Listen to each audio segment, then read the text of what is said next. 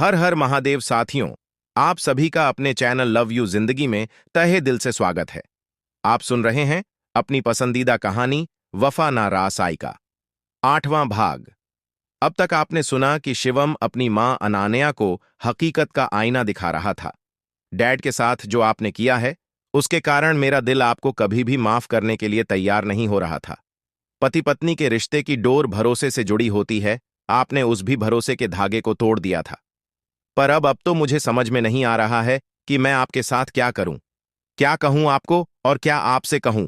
एक औरत जिसने खुद 2 बच्चे जन्म दिए हैं, वह 2 बच्चों की मां है, उसने एक जन्म लेते हुए बच्चे के साथ ऐसा खेल खेला, उसे उसकी मां पापा से हमेशा हमेशा के लिए सीधा दूर कर दिया।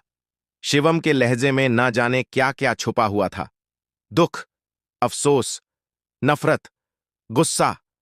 आज एक बार फिर से शिवम को अपने आप को अनन्या का बेटा होने पर अफसोस आ रहा था। अनन्या ने कभी भी उस बेचारे को इस चीज के लिए खुश होने नहीं दिया था कि उसकी मां अनन्या है, जबकि शिवम हर लिहाज में एक अच्छा बेटा था। एक ऐसा बेटा जिस पर कि केवल आशुतोष और राठौर फैमिली को ही गर्व नहीं था, बल्कि रणविजय, आदित्य, नव्या, ईशानी, अंजलि सब समान रूप से अधिकार जमा कर कहते थे कि यह मेरा बेटा है। शिवम ने मां, चाची, बुआ किसी को भी कभी भी निराश नहीं किया था। पूरे घर का सबसे बड़ा बेटा होने का फर्ज हमेशा निभाया था। घर में नैना जी, रणधीर जी और अधिराज जी की नजरों में श्रीराम की छवि थी उसकी।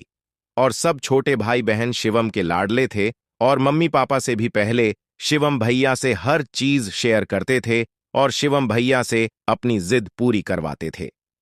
शिवम के अंदर कभी भी फालतू का एटीट्यूड नहीं था और ना ही फालतू का गुस्सा।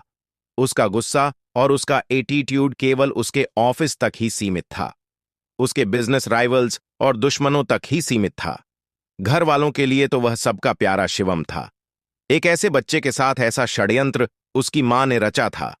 आज शिवम के दुख का कोई ठिकाना नहीं था। उसका दिल भर आया था।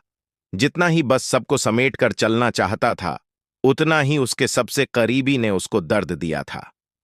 भगवान जाने वह कैसे अपने आप को कंट्रोल करके बैठा था, पर दिल में एक ऐसी फांस चुभी हुई थी जो कि उसे बोलने भी नहीं दे रही थी। लेकिन अनन्या को कोई पछतावा अभी भी नहीं था। उल्टा वो शिवम को ही कन्वेंस करने की कोशिश कर रही थी। उसने शिवम के कंधे पर हाथ रखना चाहा, लेकिन शिवम ने उसका हाथ झटक दिया। खैर छोड़िए, आपके लिए यह कोई बड़ी बात नहीं है। आपने तो मेरी शिवी के साथ भी यही खेल खेला।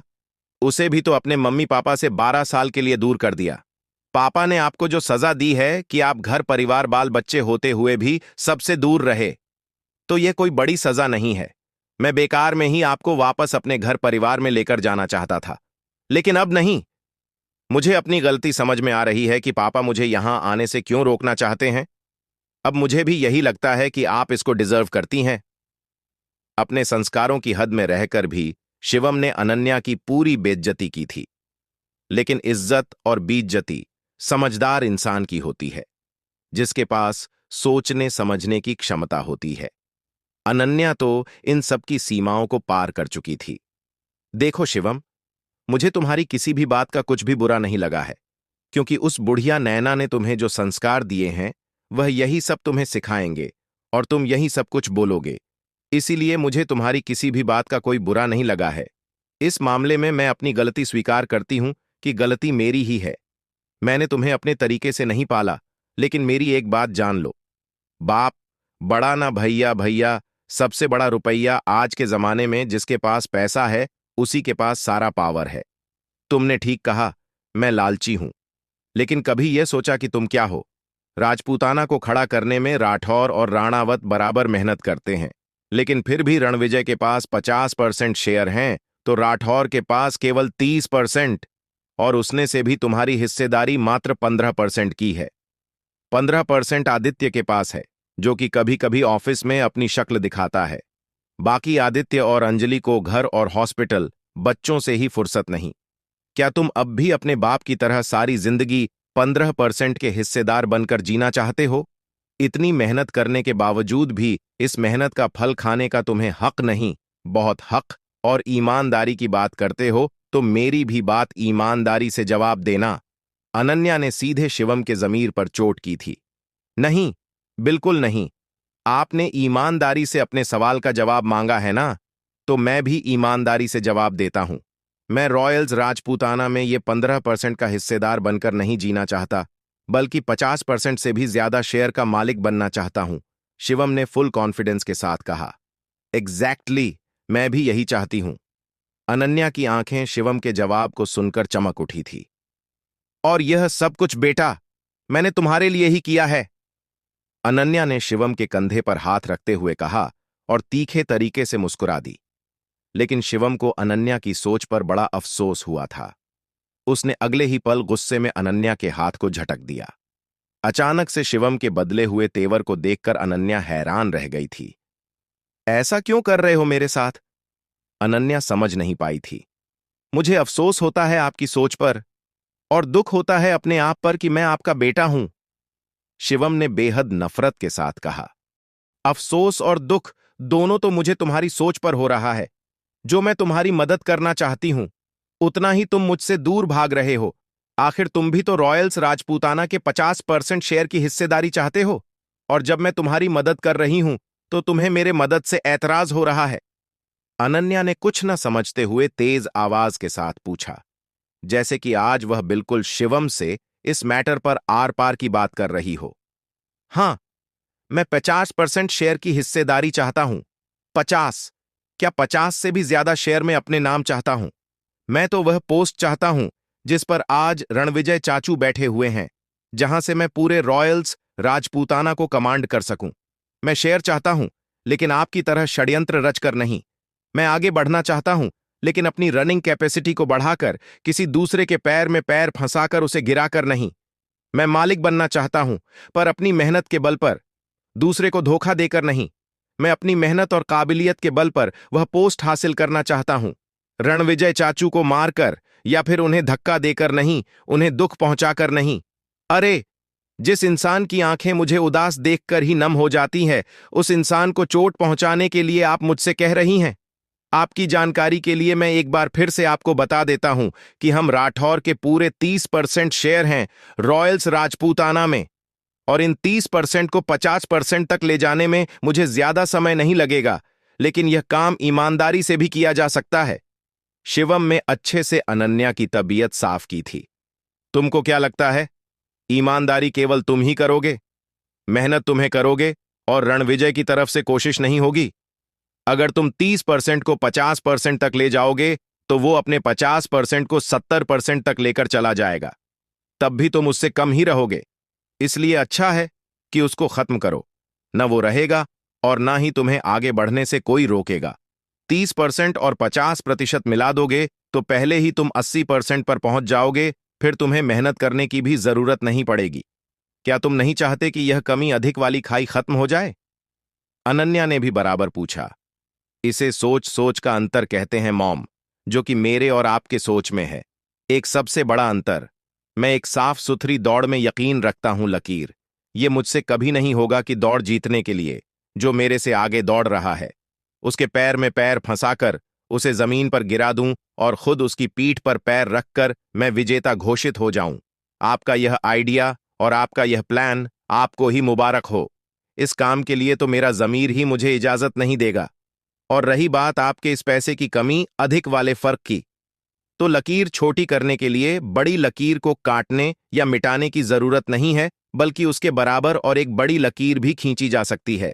यहां पर 100% को 200% में नहीं चेंज किया जा सकता, लेकिन अगर हम परसेंटेज के भागीदारी को नहीं बढ़ा सकते हैं, तो हम पैसों की भागीदारी बढ़ा सकते हैं, राजपूताना के बिजनेस को बढ़ा सकते हैं। इस तरह से 30% में ही हमें मिलने वाला मुनाफा दुगना हो जाएगा, पैसा दुगना हो जाएगा। मॉम, पैसा कमाने के कई तरीके हैं, लेकिन बेईमानी कोई तरीका नहीं होता। आज 50% के लिए रणविजय चाचू को आप रास्ते से हटाना चाहती हो, कल को आप आदित्य चाचू औरों को हटाना चाहेंगी, और शायद कभी ऐसा दिन भी आ सकता है कि अगर मैं आपके रास्ते में खड़ा हो जाऊं तो आप मुझे गोली मार दो, शिवम ने कहा। यह दिन कभी नहीं आएगा, अनन्या तड़पते हुए बोली। कभी नहीं आएगा? कैसे? शिवम ने जैसे अनन्या की बात का मजाक उड़ाया। मैं कैसे मान लूं कि वो दिन कभी नहीं आएगा? आज आपने रणविजय चाचू के बेटे को ही उनसे दूर रखा है। उसका इस्तेमाल अपने फायदे के लिए करना चाहती हो, लेकिन साथ में यह भी कह रही हो कि आप यह सब कुछ मेरे लिए कर रही हो। जबकि मेहनत रणवीर की है, तो ताज भी रणबीर के सर पर ही होना चाहिए। तो अब आप ही बताइए कि मैं कैसे विश्वास करूं कि आप मेरा इस्तेमाल अपने फायदे के लिए नहीं करोगी, और जिस दिन मुझसे आपको नुकसान होने लगेगा तो आप मुझको रास्ते पर से नहीं हटाओगी।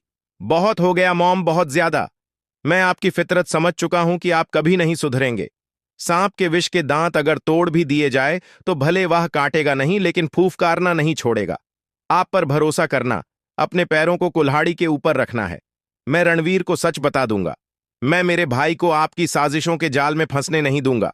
आप जब अपने बेटे की सगी नहीं हो सकती, अपने पति के लिए वफादार नहीं हो सकती, तो किसी की नहीं हो सकती। मैं उसे सारा सच बता दूंगा।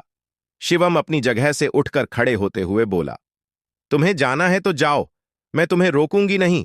तुम अपनी तरफ से अपनी कोशिश करने के लिए फ्री हो, जिस तरह से तुम राजपूताना में अपने शेयर बढ़ाने के लिए भी फ्री हो। अनन्या ने लापरवाही से कहा। मतलब? अनन्या के अंदाज पर शिवम को हैरानी हुई। अनन्या का सारा खेल बिगड़ने जा रहा था, लेकिन अनन्या को इसकी परवाह नहीं हो रही थी। उसने शिवम को रोकने की भी कोशिश नहीं की, जिसका मतलब था कि अनन्या कोई दूसरा खेल खेल चुकी थी, जिसमें अपने जीत के प्रति वह पूरी तरह से आश्वस्त थी। मतलब, मैं बस इतना बताना चाहती हूं कि तुम जो काम करने जा रहे हो उसका कोई फायदा नहीं है। मैंने कभी कच्ची गोली नहीं खेली, अनन्या ने कहा। अनन्या की बात पर शिवम ने अपनी आंखें बंद कर ली थीं। इस बात का अंदाजा उसे पहले ही हो चुका था। तुम कुछ भी बोलोगे तो तुम्हारी बात का रणवीर कोई भरोसा नहीं करेगा, और अगर विश्वास ना हो तो ट्राई करके देख लो, क्योंकि वह सच जानता है, लेकिन हमारे तरीके से। अनन्या ने आराम से कहा और वहां से उठक। लेकिन शिवम अनन्या को ऐसे जाते हुए नहीं दे सकता था। वह तुरंत दौड़कर उसके पास गया और उसके सामने जाकर खड़ा हो गया। शिवम को अपने सामने देखकर अनन्या मुस्कुरा दी। मुझे पता था कि तुम मेरे पीछे जरूर आओगे, लेकिन मेरे सामने ही खड़े हो जाओगे, ये मैंने नहीं सोचा था। खैर, जिस काम के लिए आए हो वो बता देती हूं, क्योंकि मुझे और भी बहुत काम है, अनन्या ने जैसे भाव खाते हुए कहा। रणबीर एक सच जानता है और एक सच तुम जानते हो। मैं कोई सच नहीं जानता मॉम, शिवम ने कहा। इसीलिए तो कहती हूं कि अपने बाप की तरह गधे मत बनो, घोड़े बनकर रेस में आगे बढ़ो, मेरी तरह। ये सारी दुनिया एक रेस है, एक अंधी दौड़, जहां सब इस दौड़ में भागे जा रहे हैं। कहां तक दौड़ना और मंजिल है, यह भी किसी को पता नहीं। पर हां, मंजिल की तलाश में सबसे आगे आगे भागे जा रहे हैं। यहां पर पीछे गिरने वालों को उठाना तो दूर, कोई पीछे मुड़कर उनकी तरफ देखना भी पसंद नहीं करता, क्योंकि इसमें अपने ही समय की बर्बादी होती है। इतने ही देर में कई लोग तुमसे आगे निकल जाते हैं। खैर छोड़ो, तुम लोगों को समझाने से कोई फायदा नहीं है। तुम लोगों के दिमाग में तो बस अपनी दादी नैना की बात ही घूमती रहती है। अच्छे बनो, नेक बनो, जाओ जाकर खाक में मिल जाओ। अनन्या ने मुंह बनाते हुए जैसे नैना जी का मजाक उड़ाया। रणविजय और ईशानी के जुड़वा बच्चे हुए थे, जिसमें से एक बेटा और एक बेटी थी। बेटा मजबूत और बड़ा था और बेटी थोड़ी कमजोर थी। दोनों के जन्म में केवल 5 मिनट का अंतर था। रणविजय के बच्चे पर, या फिर ऐसा कहो, किरण वीजा के पूरे परिवार पर मलिक परिवार की नजर थी। ईशांत मलिक ने रणविजय के बेटे को ऑपरेशन थिएटर में ही बदलवा दिया था और उसके जगह एक मरा हुआ बच्चा रखवा दिया गया था। बच्चे बदलने के पीछे ईशांत का कुछ और ही सोचना था। यह बात पहले कोई और जानता हो या ना हो, लेकिन तुम्हारे नाना यानी कि मेरे पापा मिस्टर अवस्थी जानते थे कि रणविजय की पहली औलाद को ही पूरी संपत्ति मिल सकती है। ये बात उन्होंने तुम्हारे दादा यानी कि मिस्टर अधिराज सिंह राठौर और मिस्टर रणधीर सिंह राणावत को बात करते हुए ही सुनकर जानी थी। लेकिन फिर भी इस मैटर पर वह कंफर्म नहीं थे। पर उन्होंने भी यह बात हम लोगों से बताई थी, तो हम लोग भी इस मैटर को लेकर कोई भी रिस्क नहीं लेना चाहते थे। इसलिए हमने रणविजय की पहली औलाद को ही अपने अंदर में लेना चाहा था। वैसे भी उसकी दूसरी औलाद एक बेटी थी, जो कि कमजोर थी। हम लोगों ने यह सोचा था कि वह ज्यादा दिन तक नहीं जी सकती और मर जाएगी, लेकिन यहां पर हम गलत साबित हुए। रणविजय और ईशानी ने अपनी बेटी को इतना प्यार से पाला कि वह जिंदा रह गई। इतनी मुश्किलों के बाद भी सरवाइव कर गई। वही रणविजय के बेटे रणवीर को ईशांत मलिक ने पाला। यह सच्चाई है जो कि सच है। अब दूसरी सच्चाई सुनो, जो कि रणवीर जानता है। रणवीर को यह पता है कि उसके पापा को, यानी कि जन्म देने वाले माँ बाप ने पैसों के लिए उसे साधना आंटी को बेच दिया था। बदले में उनसे उनकी कंपनी अपने नाम लिखवा ली थी। मानसी और निशांत का पहला बच्चा रणविजय के कारण मर गया था, जिसके कारण मानसी की तबीयत खराब हो गई थी और निशांत भी पागल बनने की कगार पर पहुंच गया था। इसी कारण आंटी ने किसी भी कीमत पर उसे की खरीद कर निशांत और मानसी की गोद में डाल दिया। निशान और मानसी ने उसे अपने बच्चे से ज्यादा बढ़कर प्यार दिया। इसके साथ साथ ईशांत मलिक और विधि ने भी उसे अपना पूरा प्यार दिया है। उसे पूरा प्यार और परिवार मिला है। यह सारा परिवार उसे साधना आंटी के कारण मिला है, निशांत और ईशांत मलिक के कारण मिला है। इसलिए वह इन तीनों को बहुत प्यार करता है और इन तीनों के लिए वह कुछ भी करने को तैयार है। मेरी बात को समझ रहे हो ना? रणविजय को 2 बच्चे हुए। रणविजय और ईशानी की शादी जायज नहीं थी, जिसके कारण बच्चे नाजायज थे। रणधीर जी ने भी उसे घर से निकाल दिया था, पर साधना आंटी को इन बच्चों से लगव था। उधर रणविजय की गलती के कारण निशांत का बच्चा मर गया था, इसलिए उसने साधना जी से एक सौदा किया। साधना आंटी की कंपनी को अपने नाम करवाने के लिए उसने अपने बच्चे को साधना आंटी को दे दिया था और साधना आंटी ने उठाकर उसे निशांत मलिक को सौंप दिया है। एक सच है जो हम उसे बताना चाहते हैं, अनन्या ने बताया। व्हाट? हाँ, अभी तक फिलहाल में रणवीर को यह पता नहीं है कि उसे जन्म रणविजय और ईशानी ने दिया है। वह अपने माँ बाप से सिर्फ इसलिए नफरत करता है क्योंकि उन्होंने उसे पैसों के लिए, अपनी जिंदगी आसान बनाने के लिए छोड़ा था। लेकिन यह बात तुम उसे जरूर बता सकते हो। शिवम के सर पर अनन्या ने दूसरा बम फोड़ा था। आप इतना बड़ा षड्यंत्र कैसे रच सकती हैं? सारी बात समझने के बाद शिवम का मुंह खुला रह गया था। जानते हो शिवम, रणवीर जब तक तुम लोगों से दूर है, जब तक उसे पूरा सच पता नहीं, तब तक तुम लोगों की जान बची हुई है। अभी तक तो वह रणविजय से सिर्फ इसलिए नफरत करता है कि रणविजय ने ईशांत मलिक को मारा है, साधना आंटी और मुझे अपनी कैद में रखा है। लेकिन जिस दिन वह जान जाएगा उसे, ईशांत मलिक और निशांत मलिक के हाथ में सौंपने वाले हाथ रणविजय के थे। वह रणविजय का बेटा है, तो उस दिन वरण विजय की ताबूत में आखिरी कील ठोक देगा। चाहो तो तुम ये काम शौक से काम कर सकते हो। मैं रणवीर को सारी सच्चाई बताऊंगा कि रणविजय चाचू ने ऐसा नहीं किया है। वह हम लोगों को इतना प्यार करते हैं तो अपने बच्चे को भला कैसे पैसों के लिए बेच सकते हैं। मैं उसे सारी बात बताऊंगा कि उसे कैसे ईशांत मलिक चुरा कर ले गया था। मैं आप लोगों की हर एक सच्चाई, हर एक एक्टिविटी उसके सामने खोल कर रख दूंगा, शिवम ने कहा। बिल्कुल बता सकते हो, जो जी चाहे कह सकते हो, लेकिन मेरी एक बात पर जरूर सोचना कि वह तुम्हारी बात पर भरोसा क्यों करेगा। कौन हो तुम उसके? अब तो ईशांत मलिक भी नहीं है, जिसके सर पर बंदूक रखकर तुम यह बात को बुलवा सकते हो कि उसे ईशांत मलिक चुरा कर ले गया था। और साधना आंटी को मैं इस लायक नहीं छोड़ूंगी कि वह रणबीर को यह सच बता सके। या फिर तुमने अगर एक कदम भी मेरा खेल बिगाड़ने का सोचा तो मैं रणबीर को भी रास्ते से हटा सकती हूं। यह भी सोच लेना, मेरे लिए उसके दिल में कोई ममता वमता नहीं है और ना ही मानसी के दिल में है। वह बस हमारे लिए एक बंदूक की गोली है जो सीधे रणविजय के दिल में लगेगी, अनन्या ने कहा। सच सच बताइए, चाहती क्या है आप? अब शिवम ने लाल आंखों के साथ अनन्या की तरफ देखते हुए पूछा। पहले तो हमें रणवीर को इसलिए इतने प्यार और दुलार से पाला कि कल को हमारे लिए राणावत परिवार के सिंहासन तक पहुंचने के लिए यह काम आएगा। लेकिन हमें नहीं पता था उसको दिखावटी प्यार करना हमारे लिए इतना बेशकीमती होगा। रणवीर हमारे बहुत काम आ रहा है। रणबीर हमारे लिए वह गोली था जो कि सीधा जाकर रणविजय के दिल में लगता, पर ईशांत मलिक को मारकर रणविजय ने खुद अपने बेटे को एक बंदूक बना दिया। देखो, इस मामले में तुम हम लोगों को ब्लेम नहीं दे सकते हो, क्योंकि हम लोगों ने उसे कुछ नहीं कहा।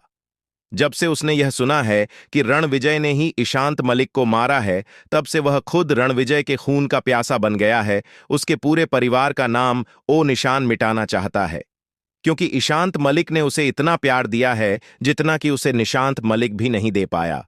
और तो और उसके जन्म देने वाले माता पिता ने भी नहीं दिया है। उनसे तो रणवीर बड़ा नफरत करता है, जितना नफरत उनसे करता है। उतना ही प्यार ईशांत से करता है।